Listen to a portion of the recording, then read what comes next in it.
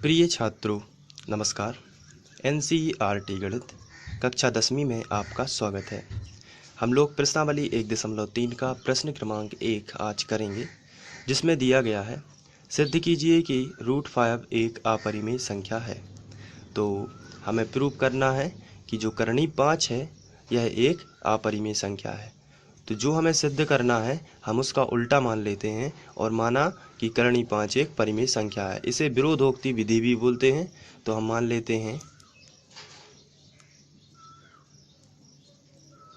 जो हमें दिया गया है अपरिमेय, तो हम इसका उल्टा मानना है आपको और लिखना है माना √5 एक परिमेय संख्या है। परिमेय संख्या है। हमने दिए हुए के विपरीत मान लिया है।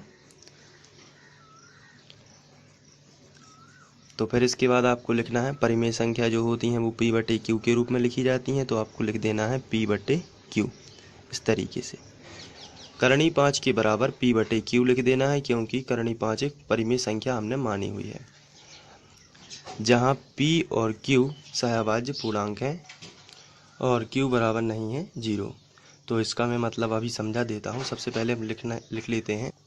तो ये आपको लिख लेना है, जहाँ P और Q सहअभाज्य पूर्णांक हैं और Q बराबर नहीं है 0। तो P और Q सहअभाज्य हैं। चलिए समझ लेते हैं सहअभाज्य का मतलब होता क्या है। यहाँ पर हम लोग रफ का इस्तेमाल कर लेते हैं। मान के चलते हैं यहाँ पर मैंने कोई संख्या ली 4/12। तो यहाँ पर ये 4 से डिवाइड हो जाती है, जैसे 4 एकम 4, 4 तिया 12। तो उत्तर आया 1/3। लेकिन जो हमें 1/3 मिली है, अब इसमें ऐसी कोई भी संख्या नहीं है एक और संख्या स्वयं के अलावा, एक और संख्या स्वयं के अलावा और ऐसी कोई संख्या नहीं है जो इसको डिवाइड कर सके। तो 1 से डिवाइड हो जाएगा, 1 एकम 1, 1 तिया 3, तो यही आएगा। या संख्या स्वयं, तो ये संख्या स्वयं भी हो सकती है, जैसे 1 के लिए 1 ही हो जाएगा और 3 के लिए 3 ही हो जाएगा। तो सहअभाज्य का मतलब होता है वह संख्या जो लिखी हुई है P/Q के रूप में, इसे और कोई ऐसी संख्या डिवाइड ना कर सके, केवल वही संख्या कर सके या फिर एक कर सके, इसे बोलते हैं सहअभाज्य। तो आपको थोड़ा सा समझ बस लेना है और इसका ज़्यादा कोई उपयोग नहीं है आगे। तो आपको इतना ध्यान रखना है सहअभाज्य कि इसको P और Q को केवल एक डिवाइड कर सके या फिर वही संख्या। जैसे यहाँ पे एक एग्जाम्पल ले लेते हैं 2/5। ये एक परिमेय संख्या है। अब यहाँ पर 2 जो है, 2 से ये पूरी परिमेय संख्या डिवाइड नहीं होती है, तो या 5 जो है इससे भी नहीं होती, लेकिन ये 1 से दोनों संख्याएं डिवाइड हो जाती हैं, या फिर ये स्वयं से, जैसे 2 एकम 2 अपने आप में एक बार चला जाता है, 5 एकम 5, तो अलग अलग हैं, ये डिवाइड हो जाती हैं। तो इसी तरीके से इसके बाद हम दोनों पक्षों का वर्ग कर लेते हैं। तो हम लिखेंगे दोनों पक्षों का वर्ग करने पर, दोनों पक्षों का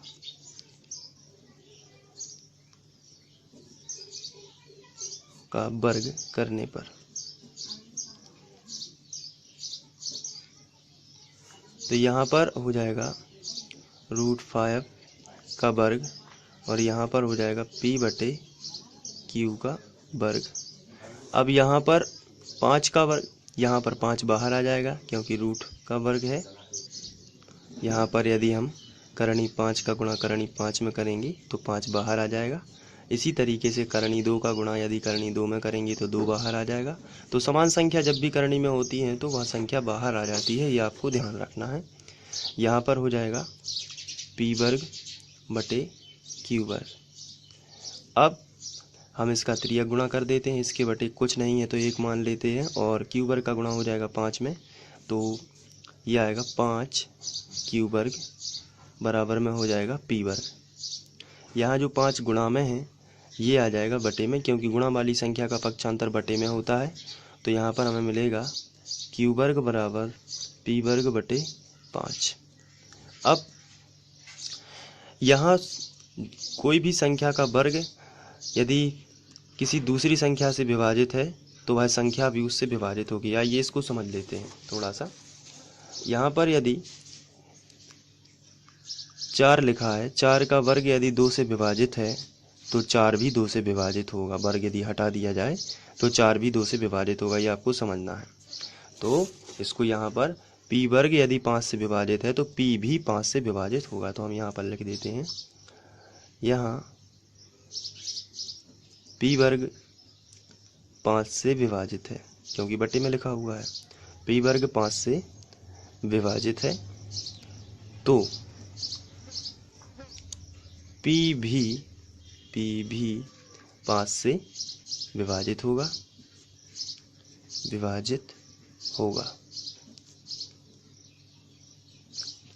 तो यहाँ पर p क्या है, 5 से विभाजित है, तो इसको हम स्थिति 1 बना लेते हैं। स्थिति 1। अब हम यहाँ से देखते हैं कि p वर्ग 5 से विभाजित है, इसका मतलब जो है p का एक गुणनखंड 5 होगा। तो यहाँ पर हम लिख सकते हैं कि तब p का एक गुणनखंड 5 होगा। p का एक गुणनखंड 5 होगा। यहाँ पर हम इसको इस तरीके से लिख सकते हैं। इसको समझ लेते हैं। जैसे यहाँ पर यदि हमने बात की कि p का एक गुणनखंड होगा तो कैसे होगा, इसको देख लेते हैं। जैसे यहाँ पर लिखा हुआ है 25, तो ये 5 से विभाजित है। तो 5 से विभाजित है तो इसका मतलब ये होगा कि इसका 25 जो है इसका एक गुणनखंड क्या होगा, 5 होगा। तो कैसे, 25 को हम लिख सकते हैं 5 गुणित 5। तो आगे कोई भी संख्या हो लेकिन उसमें एक 5 तो कम से कम होगा ही, तो इसलिए हम बोलते हैं इसको गुणनखंड। जैसे यहाँ पर लिखा है 24 और ये 2 से डिवाइड है, तो इसका एक 2 गुणनखंड होगा, बिल्कुल होगा। यदि हम 2 को बाहर निकाल दें तो 2 गुणित 12 लिख सकते हैं बटे 2। तो पीछे कोई भी संख्या हो, इसको हम m भी मान सकते हैं, लेकिन इसका एक गुणनखंड क्या होगा, 2। इसी तरीके से p जब 5 से विभाजित है तो p का एक गुणनखंड क्या होगा, 5। तो एक गुणनखंड क्या होगा, 5। तो हम इस तरीके से लिख सकते हैं कि p बराबर 5m। m जो पीछे की संख्या होगी और 5 उसका एक गुणनखंड है, तो आप इस तरीके से लिख सकते हैं। अब ये जो p का मान है ये हम यहाँ पर एक समीकरण बना देते हैं, ये समीकरण 1, और यहाँ रख देते हैं p का मान। तो चलिए रखते हैं।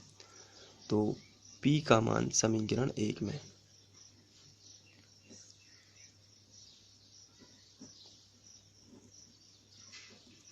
तो यहाँ पर हम देख लेते हैं 5q वर्ग बराबर p का मान है 5m, तो यहाँ पर हो जाएगा 5m का वर्ग। अब इसको आगे करते हैं तो 5q वर्ग बराबर 25m वर्ग हो जाएगा। ये वर्ग लगा है क्योंकि। अब यहाँ से हम 25 को बटे में पहुँचा देते हैं तो 5q वर्ग बटे 25 आ जाएगा बराबर m वर्ग। तो यहाँ पर आएगा 5 एकम 5, 5m 25, तो q वर्ग एकम q वर्ग बटे में आएगा 5, बराबर में आ जाएगा m वर्ग। तो यहाँ से हमें पता चलता है कि q वर्ग भी 5 से डिवाइड है, तो q भी 5 से विभाजित होगा। तो यहाँ पर हम देखते हैं, यहाँ q वर्ग 5 से विभाजित है, तब यहाँ से q भी 5 से विभाजित होगा। q भी 5 से विभाजित है होगा। अब इसको हम स्थिति 2 बना देते हैं। स्थिति 2। अब यहाँ तो p और q दोनों ही 5 से विभाजित हैं। यदि स्थिति 1 और 2 को यदि ध्यान से पढ़ा जाए, स्थिति 1 बोलती है p भी 5 से विभाजित होगा और स्थिति 2 कहती है q भी 5 से विभाजित होगा। इसका मतलब ये है कि p और q दोनों 5 से विभाजित हैं, लेकिन हम लोग यहाँ पर कह रहे हैं p और q दोनों सहअभाज्य, मतलब 5 से नहीं है। या तो 1 से होगा, या संख्या स्वयं से होगा, या तो p से होगा, या फिर 1 से होगा, 5 से नहीं होगा। तो यहाँ से, लेकिन हमें यहाँ पर जब हम विरोधोक्ति विधि लगा देते हैं तो यहाँ हमें क्या मिलता है कि P और Q दोनों 5 से विभाजित है। तो इससे ये प्रूफ होता है कि P बटे Q एक परिमेय संख्या नहीं है।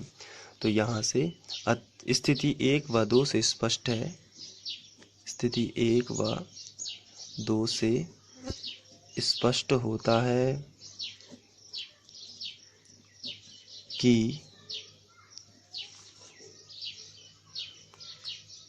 P बटे Q एक परिमेय संख्या नहीं है, तब उसके बराबर में जो √5 है वह भी, तब √5 एक क्या होगी, अपरिमेय संख्या। ये प्रूफ हो जाता है, √5 एक अपरिमेय और संख्या होगी। तो इस तरीके से आप इसको सॉल्व कर सकते हैं। अतः √5 एक अपरिमेय संख्या सिद्ध हो जाती है। तो आप इसको नोट भी कर सकते हैं। तो बहुत ही सिंपल क्वेश्चन था, और यदि आप इसको एक बार प्रैक्टिस कर लेते हैं तो यह पे आने लगेगा।